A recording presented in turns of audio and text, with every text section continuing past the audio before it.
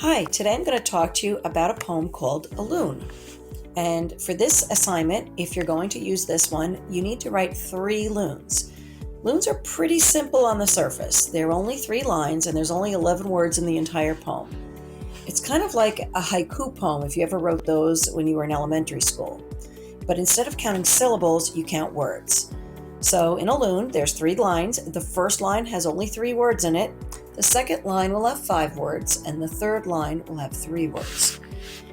When you're writing a loon, you want to make sure that you use the absolute best words you can because you only have 11 of them, so you don't want to repeat any words and avoid fill words. Try not to give opinions, but create images. Pretend you are looking in a keyhole at one thing, so be very focused on one object because you can't write about a lot of things with 11 words. And you want to think like you're taking a snapshot or a picture with your words of this object that you're going to describe.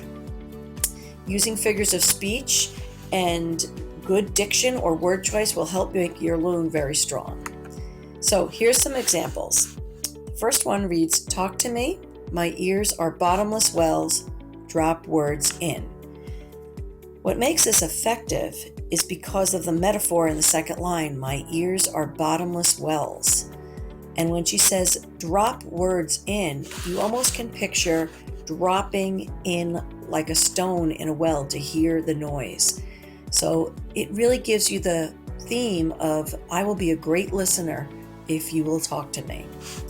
The second one I think is very clever because it is about math, but it uses imagery from an old Shakespeare play called Macbeth, which begins with the line, double, double, toil and trouble. It's a bunch of witches around a cauldron.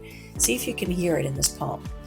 Number, single number, double math is brewing, and I'm in trouble.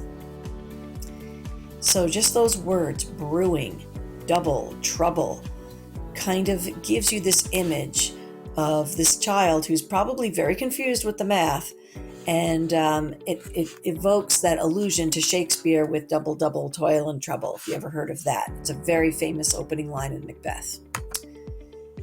Here's a couple of more examples. The first one, the bats fly slowly around the clock tower, they have time, is kind of clever because bats do fly slowly, and the fact that they're flying around a clock tower and they have time makes an interesting idea. If I were going to write that poem, though, I might try to get rid of the word the, because you could use as more descriptive words to describe the bats, like silent bats fly or vampire bats fly. So always be careful to use the. If you can avoid it, do it. I think the last poem on the page, through the room, outside enters, lights the room, eats dark cakes, is a really effective loon, because it has a personification with eats dark cakes, which is a metaphor as well for shadows. And the window, the outside is entering, lighting the room, really makes the light, which is coming through that window, just come alive. If I were going to improve this poem, I'd probably just get rid of the word the in through the window. You could write through glassy window or through open window, and it would be a stronger image than through the window.